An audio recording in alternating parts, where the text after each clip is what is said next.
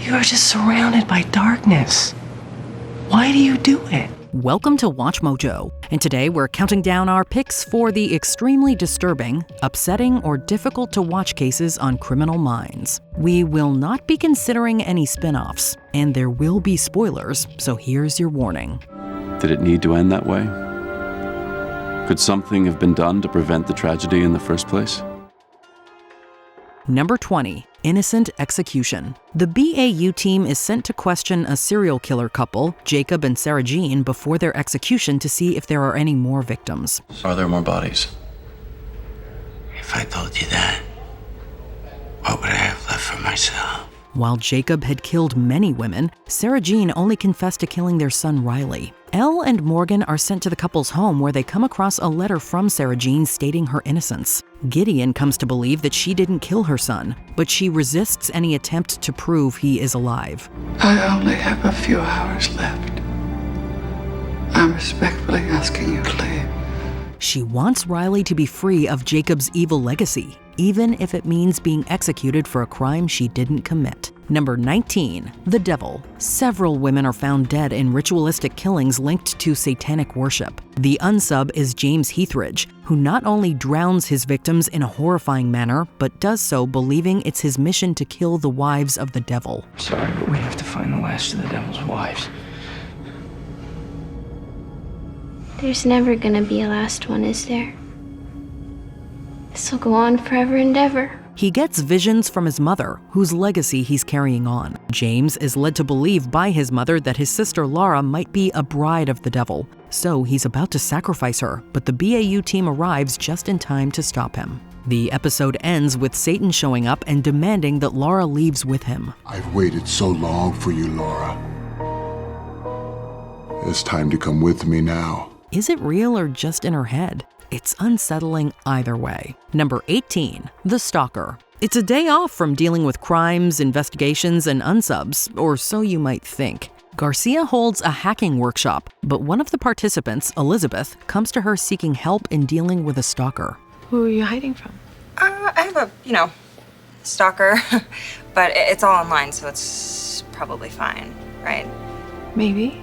Probably. She's received tons of increasingly threatening messages and spy photos of herself. Garcia and Alves go to Elizabeth's apartment to investigate further and discover that not only has the stalker been in her home, but he fashioned a small alcove under her bed. Of course, it's extremely unsettling to have your personal space invaded in such a manner. Now, we check under our beds every night. This unsub would have to have a key, or 4, to get into Elizabeth's apartment and plant this. And then take pictures. Number 17. Feigned innocence. A serial killer is attacking women in rural Oklahoma, and he's taking away their senses with the use of sulfuric acid. Please, don't hurt me. Why would I hurt you? He's able to lure unsuspecting women in thanks to a developmental disability that gives him the appearance of being harmless. But he holds a deep-seated grudge from being rejected in his youth and takes that rejection out on his victims. His actions are completely unhinged as he sadistically torments the people he captures. It's especially disturbing because he constantly brags about how much pleasure he gets from the pain he causes.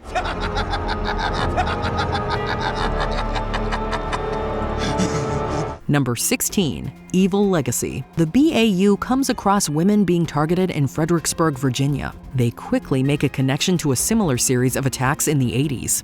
Wait, we think this could be the same killer? That's a hell of a cooling off period. Thinking it's the same unsub coming back from a long break, but soon find that the perpetrator Charlie is the son of Robert, who was responsible for the old murders. Charlie grew up fatherless as Robert apparently died in a farming accident, but Charlie felt it was his duty to live up to his father's legacy. We're starting a family!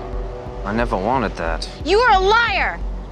And a sick son of a bitch, just like your daddy was. It's understandable to want to know where you come from, but it's twisted to continue to carry out such heinous acts. Number 15. Living out your fears. Normally, when seeking out mental health services, those who work in that field are supposed to help you work through issues. It's been 7 minutes. I'm done with this, okay? Is it worse than you thought? I can't breathe. What are you doing? Just let me out! Obviously, a lot of personal information is revealed, and trust is huge when seeking out therapy. However, in this case, Dr. Howard runs an illegal practice under the guise of helping people deal with phobias, but really, he's using their fears as part of his own sick curiosity. It's chilling how he calmly stands by his victims, jotting down notes and inquiring how they're feeling when he's put them in dire situations. Worse than you thought? Yes, please. You don't have to do this. I'm gonna be okay. Number 14, The Most Dangerous Game. While investigating a series of murders in rural Idaho, the BAU makes the grisly discovery that the victims were being hunted like wild animals. You gotta challenge yourself, Johnny. That's the only way you're ever gonna get better. The perpetrators, Johnny and Paul, delight in tracking down prey, as it's part of the thrill. They use bows and arrows as part of their hunt and let their victims die in agony. They also really enjoy the psychological torment they bring to their victims. Fun.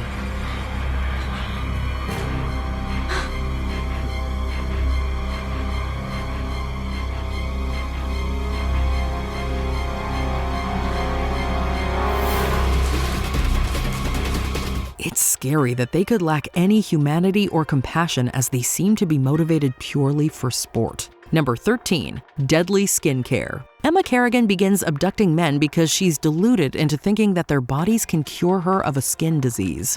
Mommy, what's the matter? She keeps the men in a barn, literally as livestock, as they're chained and force-fed. Not only are the conditions in which these men are kept completely deplorable, we also find out that she doesn't actually suffer from any skin condition. When she looks at herself, she sees blistering and redness that's not actually there. Perhaps the worst part is that she performs a C-section on a woman to get her placenta because she believes it will cure her and her daughter. This is not punishment. I'm trying to keep you healthy. Number 12, Alternate Dimensions. The loss of a son is a traumatic experience, and unsub George Kyle Peters has taken to killing fathers in order to cross over into another universe as a way to cope. You have to mark him, Kyle. He further believes that he'll be able to reunite with his son in another dimension. His guilt is manifested in the form of a demon, Rusty, that George sees. It's Rusty who encourages him to commit the murders and berates him when he hesitates. Don't you want to see your son again? This child for yours. It really speaks to how powerful a force guilt can be on the human psyche. Number 11, Rabies Experimentation. If not treated right away, rabies is fatal. Unsub David Cunningham witnessed his young brother die from the virus, and the trauma has stayed with him since. Eat. You'll need your strength. He would capture victims and purposefully infect them with rabies and coldly watch the symptoms develop until the fatal end. He kept those he abducted in cages and would use a cattle prod to keep them compliant. No matter how much a person pleaded and begged to be let go, Cunningham would just videotape them. You cold? Yes. That's from the fever. Please just let me go. The thought of having someone infect you with a deadly virus just to watch you suffer from its effects is truly haunting. Number 10, The Reaper storyline. Though this is an overarching narrative rather than a case contained to one episode, The Reaper is simply too terrifying to ignore. Are you scared? You should be. George Foyet has a knack for three things: killing, manipulating others, and escaping justice. Having first tangled with Hotch and Company in Season 4, he returns the next year to leave a permanent mark on the series. The Reaper goes to Hotch's house and cruelly forces Hotch to listen to his ex-wife be shot. Though the BAU agent makes it to the house before the Reaper can kill his son too, it's too late for Haley. Between Foyet's sadistic need for power and seeing Hotch break, this is a tough storyline to get through. Number 9, The Lake Murders. This is yet another instance of an unsub who suffered at the hands of a parent. And the flashbacks of this killer's father's savage treatment are as difficult to watch as the crimes his son goes on to commit. Wake up! Wake up! Making for a sight that's as uncomfortable as it is brutal, the killer stalks innocent victims that he can drown and then violently revive. Why? As a child, He had a horrifying near-death experience. Now he's dying of cancer and is desperate to know what, if anything, happens after death. From start to finish, this case stood out as significantly darker than the average. Hello, Dad. Number 8. Decisions. You can go free whenever you'd like. You just have to kill someone first. 2 of you will leave this room alive. 1 of you will die. When 3 young girls are abducted and forced into a dungeon-like basement, it's certainly distressing enough to see the parents of the girls panic. But when the killer lets his victims know that only 2 of the 3 will be walking out alive, it cranks the tension to an entirely new level. Switching between shots of the BAU trying desperately to track the girls before it's too late, and the girls struggling with a decision that will change their lives forever, this case keeps audiences on the edge of their seats until the bitter end. What's happening? Nothing, Fred. Nothing, go back to sleep. Number 7. The Prince of Darkness. Few actors can bring the creep factor like Tim Curry. On your knees. Don't do it! But don't do it! That's a good boy. Known as the Prince of Darkness, Curry's character uses rolling blackouts throughout his target cities as windows to attack his victims under the cover of darkness. Relishing the position of power his crimes put him in, his lack of remorse and desire to inflict psychological trauma on his surviving victims surely makes even the most resilient of viewers feel queasy. What's more, one of the cops on the case has a personal connection to this killer that puts him and his loved ones at risk. Between that and leftover viewer trauma from Tim Curry's performance as Pennywise the Clown in It, this episode is pure horror. Number 6. Young brides. Brainwashing, kidnapping, and young brides. Oh my. What if she doesn't like me? Any one of these would have made for an intense case, but presented all at once, these factors ensure that this Season 4 episode is truly and deeply disturbing. A traveling Romani family is abducting little girls as potential brides for their young son, and watching how calm and collected they are about the situation is chilling. What's worse, we learn that the mother of the family was similarly abducted, and now simply accepts that this process is as normal as buying bread. Everything's okay. You're a part of something now. Unsurprisingly, her attempts to comfort the girls don't do much good, but they sure make us viewers uncomfortable. Number 5. Living dolls. We're not sure what the most disturbing aspect of this case is: the troubling childhood suffered by the unsub, or how she chooses to deal with it later in life. So death isn't this unsub's goal, it's an unfortunate side effect. Exactly. Referencing the dolls her father gave her as a half-hearted apology, the now grown-up killer decides she wants to keep playing with dolls. Odd, but acceptable in principle. In practice, however, she satisfies this need with human dolls. You're so pretty. Capturing attractive young women and keeping them drugged and painted like toys, this killer soon finds out that humans don't survive long trussed up. When one is finished, she simply disposes of the girl and finds a new one, perpetuating the chilling cycle. Number 4. Cannibalistic Satanist. How many disturbing habits can you cram into one unsub? Apparently, quite a few. An inverted pentagram. Not only marking his victims by carving satanic symbols into their chests, this killer also forces his victims to eat the fingers of his other victims. His taste for human flesh and desire to share it with his victims is bad enough. Does he really need to trick additional innocent bystanders into consuming human meat as well? Apparently, yes. In fact, this case goes so far that the unsub ends up serving human chili to search and rescue volunteers. You know what? A vegetarian diet is starting to sound like a good option after watching this episode.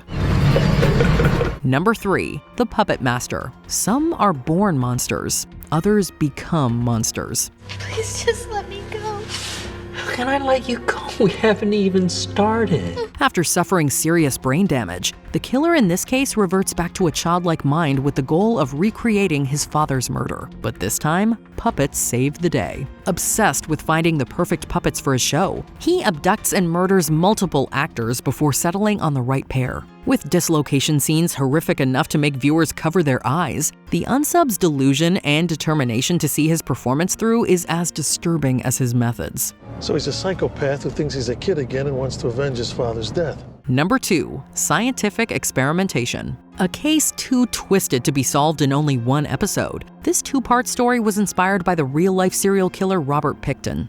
I really believe he's about to abduct someone again. It's coming soon. Tonight, tomorrow. We know he sticks to a tight cycle. The killer here is actually a team of two brothers, with Mason, who has paralysis, acting as the brains of the operation, and Lucas, who has mental disabilities, as the brawn. Together, they capture unhoused people, people with substance use disorder, and sex workers from the streets, so Mason can conduct his sadistic scientific experiments on them. Though he's attempting to cure his paralysis, the pleasure Mason takes watching his victims suffer and be fed to his pigs is obvious. Why just the shoes? Where are the bodies? I don't think there's gonna be any bodies, guys. And the final reveal about just where all those bodies went is sure to make your stomach turn. Before we continue, be sure to subscribe to our channel and ring the bell to get notified about our latest videos. You have the option to be notified for occasional videos or all of them. If you're on your phone, make sure you go into your settings and switch on notifications. Number 1. The crematorium. Watching frantic parents search for their abducted children is difficult enough. Watching what happens to them, though, is almost too much. Lindsay, has anyone seen my daughter? For nearly a decade, this morbid couple has been abducting kids from crowded public spaces and disposing of their victims via the crematorium at their funeral home. Between the visceral shots of heartbroken and worried parents and the disturbed individuals committing the crimes, audiences are hard-pressed to keep their eyes on the screen. It was only for a second, but she's always been the one that I'm worried about.